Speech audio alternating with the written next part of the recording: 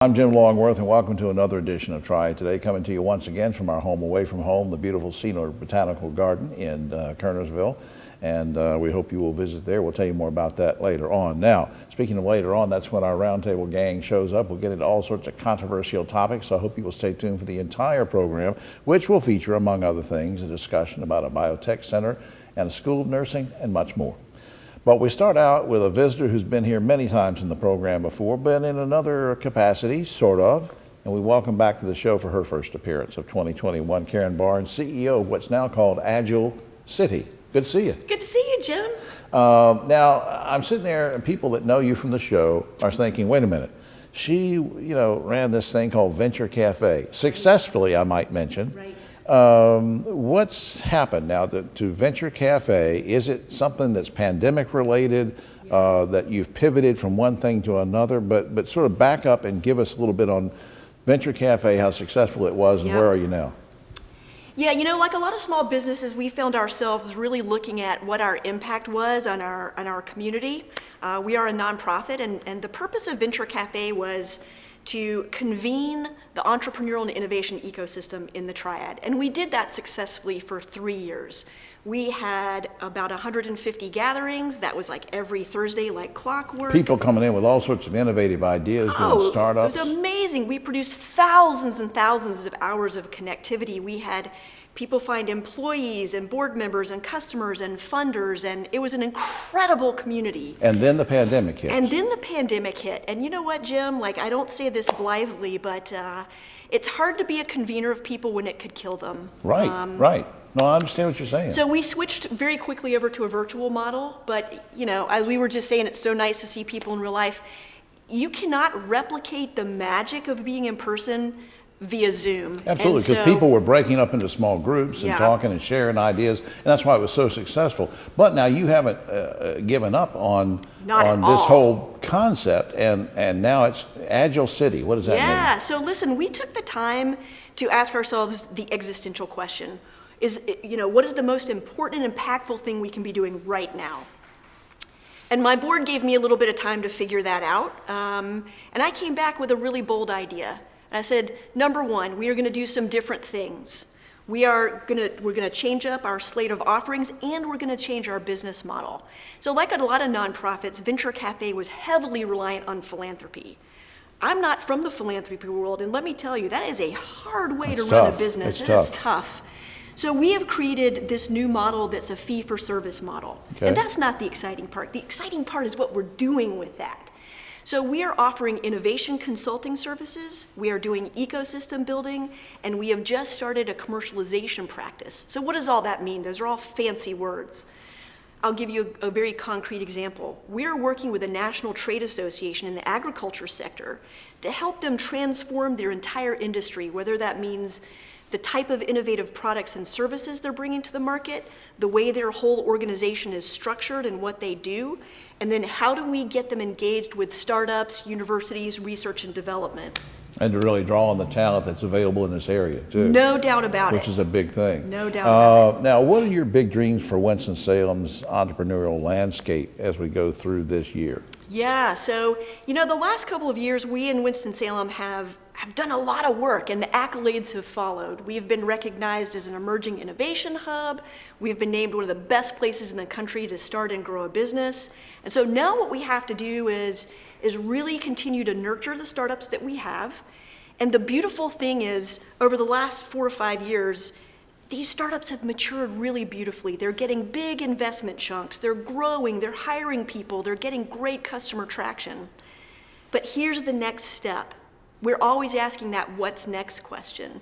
One of the gaps that we saw in the ecosystem is there's not really a flag that we place in the ground. Like, what does Winston-Salem want to stand for? If Charlotte is fintech and RTP is sort of tech or biotech, Winston-Salem, what do we want to be? And so I've spent the last 2 years answering that question, finding a model, designing the model, raising the money, and this year we are going to be launching the Venture Winston Grants. So we are going to be attracting what we're hoping will be our first cohort of startups to come to Winston-Salem in 2 areas. Venture grants. Yes. Will you come back sometime and talk about it? I would love to. Well, I want to put up on screen very quickly, agilcity.ws. You can visit that for more information. And a shout out to David Mounts and his team at Inmar Intelligence for helping us to get Karen over here today at www.inmar.com. Once again, you were just a ball of energy, and we appreciate what you're doing. It's truly my pleasure. All right. We'll be right back. Back now on Triad Today. Always glad when we can spend a few minutes with some of the good folks from Alamance Community College. And next to me, Yanni Butler is Executive Director of the Biotechnology Center of Excellence at Alamance Community College. Welcome to the program. Thank you so much, Jim. Good to be back. Folks who know the college know that the biotech program has been around for a long time. Great program. But now you emailed me and said, hey, there's something new that we want to talk about. What's the new thing? Well, the new thing for us is the Biotechnology Center of Excellence. So we've spent the past 5 years trying to determine what would be the most appropriate first step for us to build our first Center of Excellence. And in looking at it, we designated our biotechnology program as that first Center of Excellence. And we'll get in just a few minutes, we'll talk about when it's going to be up and running. But I think there's some drone footage that you sent me that shows sort of an aerial, I'm trying to get a feel for exactly where it's going to be situated. Certainly. So it will be on our main campus in Graham off of exit 150. Okay. It will be located in a parking lot area that's on the current campus alongside the interstate, both 40 and 85. So it'll be highly visible in both directions to approximately 100,000 vehicles each day. Wow. Now, we may have some artist renderings, and if so, we'll try to put those up as we go along, but sort of give me an idea of what the inside is going to look like. Well, the inside, it's going to be hard to explain in just a few minutes, but it will be filled with life. It will be filled with classrooms, academic learning spaces, both indoors and outdoors, our academic classrooms in biotechnology, agricultural biotechnology, right, medical laboratory technology, right, histotechnology, and other physical and life sciences. Really covering the whole gamut. Now, I said earlier I was going to circle back to this because people want to know, wait a minute, this sounds great. When will it be open? When will everything be up and running so that we can go in there and have classes?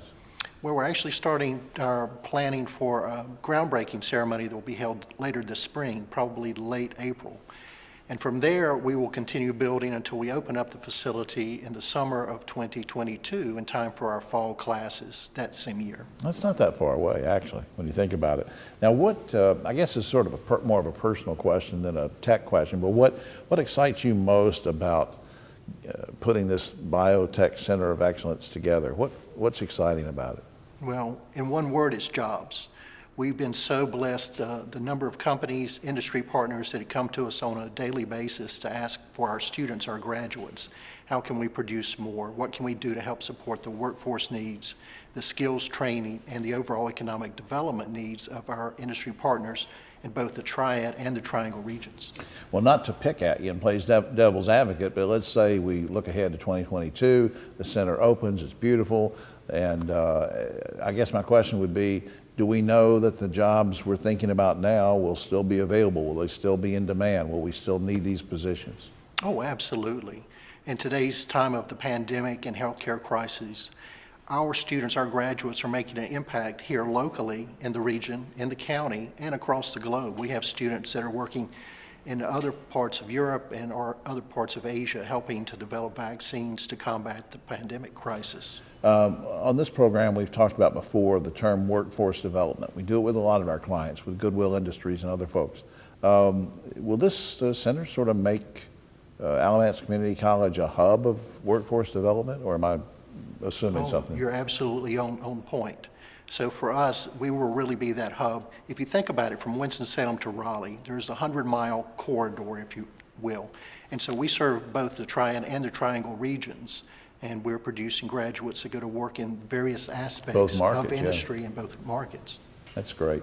Yanni, I appreciate that. I want to put up on screen before we run out of time. The website is www.alamancecc.edu. One more time, www.alamancecc.edu. That's the general website for information, but we'll keep you posted on this show throughout the year on how things are coming with the Biotech Center of Excellence. Yanni, thanks for coming by. Jim, thank you. It's always a pleasure. All right. We'll be right back after this. Now on Triad Today, healthcare, of course, continues to be in the news. And so it's only fitting that we have someone here with us that can talk about school nursing at UNCG. She's here with us now. Heidi Krochek is Dean of School Nursing at UNCG, and we welcome you to the program. Thank you. Thank you for having me. We were kidding before we went on about the name Krochek, and I said, well, how do I just use your maiden name? And you said your maiden name is what? Von Koss. Yeah. See, I would have trouble with any of those things. I want to start on sort of a sad note. Even though we celebrate the life of Robin Remsburg, we mentioned her on the program a few weeks ago in her passing. The great dean of the School of Nursing passed away. Just a couple seconds, just quick thoughts on Robin's legacy? Oh yeah, she was a wonderful person. She was our dean for 7 years and came in with a vision for our school and really helped our school move forward. She was very much in favor of promoting health among faculty, students, and staff, and she's touched our lives in many ways. Many ways. And now let's talk about this new facility that you emailed me about, a new facility for School of Nursing. Why was that needed? Well, we were in a building that was almost 60 years old. That wasn't the only building we were in at UNCG. We were in actually 5 other buildings. That's right. Because we had grown so much. And so we were scattered around campus, and we needed a new building. And we'd been on the list for the state for quite a while, many years. And finally, after the NC Connect bill was passed back in 2016, That's right. We were at the top of the list. So we have this building, it's 180,000 square feet, Right. and it's a $105 million building. It's absolutely fantastic. How is this going to benefit the students? Give me an example of how, other than the fact that it's large and you got more space, but. Well, it was built with Robin in mind. She had a very big key in designing that building. It's a healthy workplace. There is a tremendous amount of natural light in that building, which is really important just, when you're in school a long time in these small classrooms. And Right. It's just a very open kind of space. The other thing is that we now have really state-of-the-art simulation space, which we didn't really have in the old building just because of the structure of the building. So we have 8 simulation labs now with pre-briefing rooms and debriefing rooms for students that we can mimic an ICU, for instance. We can mimic an emergency room. We can mimic a room in a ward in a hospital with nurses stations and In a realistic way that's really going to transfer, those skills will Right. transfer. What about, I mentioned earlier, of course, healthcare is on everybody's mind right now, the pandemic, COVID. Are your students, nursing students, are you having them do anything to in any way help with assisting with vaccinations or anything that I should know about? Yes, actually, we've had a number of requests from health departments to see if students and faculty could help. And we do have a number of students, both undergraduates and graduate students, who are helping to administer vaccines, as well as faculty. There are nurses who will say, I've got 10 years experience or 12 years experience, and they want to go back and get an advanced degree. You're accommodating that too now, right? Oh, we certainly are. We have a master's degree program, an MSN program, Master of Science in Nursing, as well as a Doctor of Nursing Practice program that focuses either on nurse anesthesia practice or adult gerontological primary care nurse practitioners. And postmaster's DNP, which means that students who have master's degrees can come back and get a DNP degree.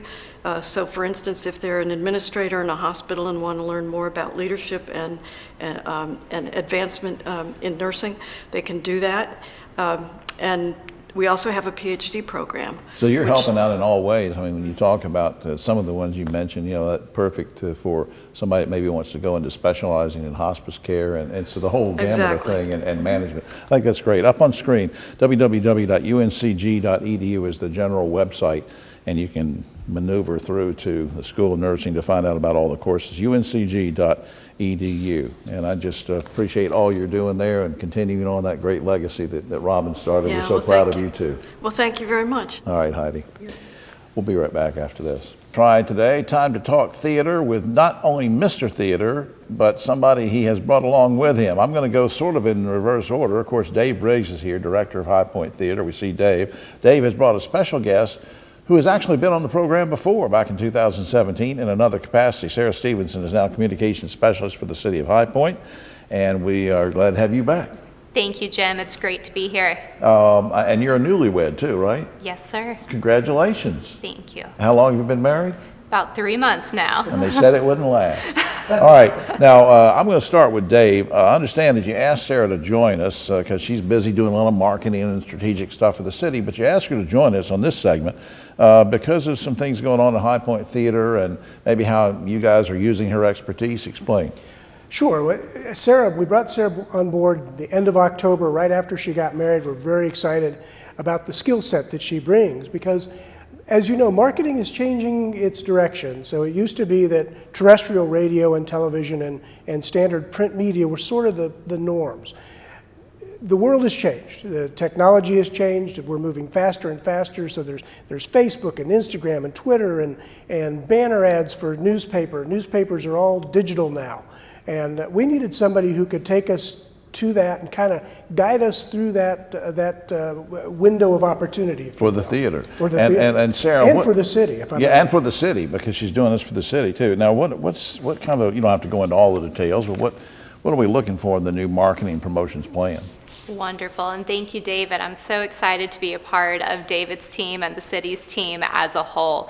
At the theater, we've got a lot of work to do, and we are so excited for all that is to come. This very week, we are presenting to our public a brand new look for the theater. So that is rolling out on our social media platforms. You're getting rid of right Dave, now. is that what? No, I'm just We teasing. would never. No. Yes, so viewers can follow us on Facebook and Instagram at HP Theater to see that new look. Okay, so you're going really whole hog into the social media thing. I think that's great. And now, is the website, anything else changing we should know about, Dave? Or? We are currently working on building the website to make it easier for folks to buy tickets. If they go to Facebook and they want to buy a ticket, we want to make sure that when they make that click, they get right to our website and to our ticket service. And we'll mention the website in just a moment because it's always a safe bet to call the box office too. But we'll mention that. Sarah, there's no right or wrong answer to this, but I'm just curious because you've been around, you're not a newcomer to the area, obviously. Why is High Point Theater so important to not just the city, but the area? Thank you, Jim. The High Point Theater is a tremendous value to our community. And Dave and I have had many discussions these last few months about who we are and what we mean to the community, because that becomes, of course, part of our marketing message. And as we looked back on everything and the logo that the theater had at the time, the slogan was actually hidden in there, and the slogan says, "Established to entertain." And I thought, bam. There you go. That's it. That's why we're here. It's what we do. And we're so grateful to all of the citizens who have supported us thus far. And we look forward to that community support continuing to grow. And not to embarrass Dave, but he's had to work extra hard during the pandemic. It's hit everybody so hard in many ways, serious ways, but you really had to scramble. Give me 10 or 15 seconds real quick on things that are coming up. Anything, is it all going to be virtual? Will people be able to come and see things in April and May? Sure. Well, we had a couple of events scheduled in April. Ben Vereen, Mike Super, AJ Croce, which we have all pushed back to another time frame. We are planning to do some virtual programming. We've got the equipment now to stream, and so we're going to be looking for some really high quality local talent, but also to bring in some of our outside professionals to actually stream within our venue. All right, I'm going to put up on screen, as promised, the website, highpointtheater.com, highpointtheater.com for the radio listening audience, highpointtheater.com. Box office number, again, I'll say it twice, 887-3001. That's area code 336, of course, 887-3001, because even doing things virtually, you'll need to get a ticket, and it'll be very convenient to see shows even if you can't be there in person. And Sarah, once again, congratulations on everything. Dave, thanks for doing this. Thank you, Jim. Thanks. Great to be back here. We'll be right back. Back now on Triad Today, and just about time for the roundtable. A quick shout out to Adrienne Rothling and all her gang here at the Senior Botanical Garden for all their continued hospitality as we are still here during the pandemic. Up on screen, seniorbotanicalgarden.org. Hope you'll visit the website and the garden. It's beautiful inside and out. All right, to the roundtable on my right, but always political left, Ogie Overman, the great broadcaster and journalist, socially distanced behind him. our two buddies. Dave Briggs, we held over from an earlier segment, of course, and Keith Granberry, founder of Helping Hands Consultants. A quick thing, not to embarrass Dave, but Dave, his mom passed away recently, and we've been thinking about you, buddy. Thank you very much. We got your back. But speaking of that, another sad note to report, a civic community leader passed away, Vic Johnson, who was on this program several times, along with Keith and myself some years ago. Vic Johnson was a great educator, social activist, military veteran. Keith, can you say a few words about the passing of Vic Johnson? Yeah, I'm saddened by this. I mean, really, really sad. Vic was much more than a community leader to me. He was a mentor, a fraternity brother, and when I came into the city as president of the Urban League, he accepted me into his family, and he mentored me on the issues that's going on in the community, and his voice was so huge, and to say he's going to be missed is an understatement. That man affected everything that was going on in Winston-Salem as an educator, as a community activist, and just as a social voice for the community. And it's a really sad, sad day. And a lot of people may not know this because we know a lot about the Greensboro 4 and the lunch counter situation in 61 there. But Vic got the lunch counters in the Winston-Salem area opened and desegregated before Greensboro. What a great leader. He was 85 years old. All right, guys, let's move on now. The first topic, Ohio Congressman Steve Stiver says instead of giving everyone a stimulus check of $1,400, let's only give it to those who have taken the COVID vaccine. Very quickly, guys. Ogie, good idea or bad idea?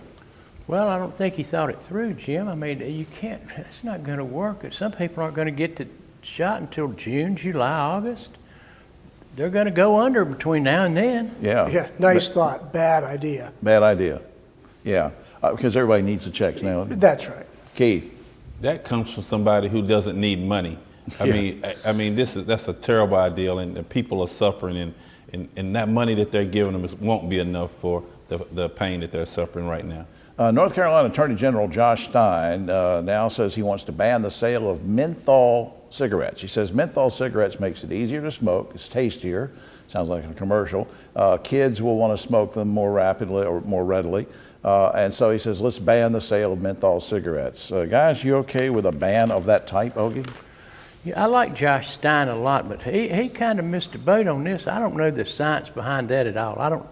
I've never heard any study saying menthol cigarettes are easier to smoke than regular cigarettes. And I've never heard of a ban on just one product. No, I think if you're going to ban flavored cigarettes, then you better ban all flavored cigarettes.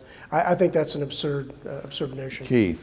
So you're banning flavored cigarettes when cigarettes cause cancer. Is that what we're doing? We're just banning the ones that got flavor to them? Yeah, that's right. Okay, that's okay. right. Yeah, that makes a lot of sense. Yeah. People may not know it.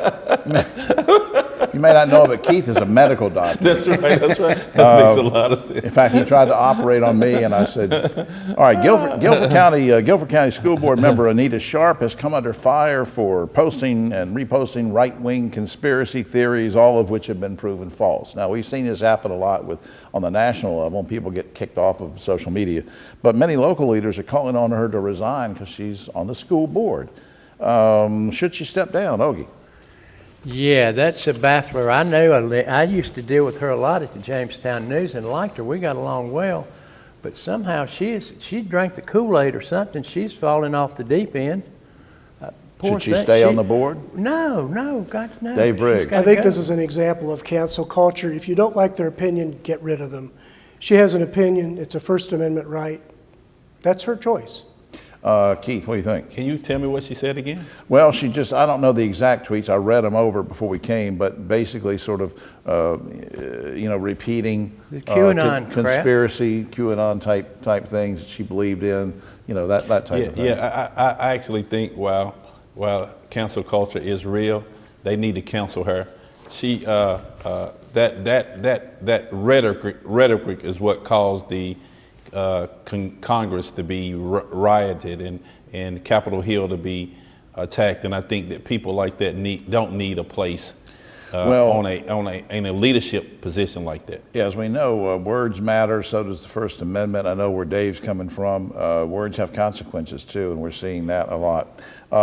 Very quickly, not a big discussion on this, but the Justice Department believed, speaking of drinking the Kool-Aid, they believe what Richard Burr said, that all those millions of dollars he made off of 33 stock trades in one day was not based on insider information. It was just public knowledge. Very quickly, guys, are you buying it? Just a coincidence, just happened to. Just happened to it? Just happened to Dave, take a nosedive the Well, day they after didn't I sold it. prosecute. Are you They buying? didn't prosecute Dianne Feinstein either. Well, they should have. I mean, I don't care I'm what just party you're saying in. what it is. If you go What in- worries me more is the folks who go into Congress or as upper middle class people and come out wealthy. And a There's lot of an them issue. do. And a lot And of them do. Feinstein's one. All right, Keith. I think Richard Burke went in middle class and he coming out wealthy. I think you just made my point. Yeah. yeah, that's right. Yeah, so Dave has a point there. It's absolutely right about people who are going in and coming out wealthy, and we all understand what power does when you're dealing with people. Yeah. Someone who didn't have his position, the outcome would have been drastically different. Yeah, and there were several of them. Feinstein was one of them. Currently, we have 7 federal holidays. I counted them. 7 federal holidays that fall on a weekday, which is like sort of shutting down business and industry for a full week if you take it as a composite. Should Congress declare that all federal holidays be observed on Sundays for economic development reasons or economic reasons? Oh, No, there's other factors. I mean, it's not a holiday if it's on a Sunday. It's already a holiday. They get no holidays. Yeah. That's dumb. You're a free spirit, aren't you? Dave, what do you think? Well, a lot of businesses are still open on Sunday, but if they want to make new ones on Sunday or Saturday, I don't have a problem with it. Keith. I don't think that they should do federal holidays on Sunday, because I mean, like Keith Granberry Day, it should be all year. I'll tell you what Keith Granberry Day should be. Finally, guys, scientists have discovered a new organ hiding in the human body. It turns out we have a special gland located behind our nose. Guys, did you know that you have a hidden organ in your body? Ogie. Do I sense a, Careful. a sexual innuendo I'm just answer your Were you I'm going aware to of defer this? to Keith. No, do not refer. Dave, I think mine is a Hammond B3 yeah, because I hear it all the time. you do. Yeah, Keith, do you know that you have a hidden organ in your body? I'm not touching this one. I don't know. Come on, Keith. I did not know there was Come a on, hidden Keith. organ. Yeah, welcome to the round table with 3 cowards. That's all the time we have. Oh, except for this. Now, this is a real story. Authorities in Canada are warning all motorists not to let moose lick their cars because road salt on the cars acts like crack cocaine, makes the moose high. I guess that's why I keep seeing flying squirrels, said Bullwinkle. That's good. You like Bullwinkle, don't you? For a change, For all that of was us, good. for all of us here except the 3 cowards, I'm Jim Longworth. We'll see you next week.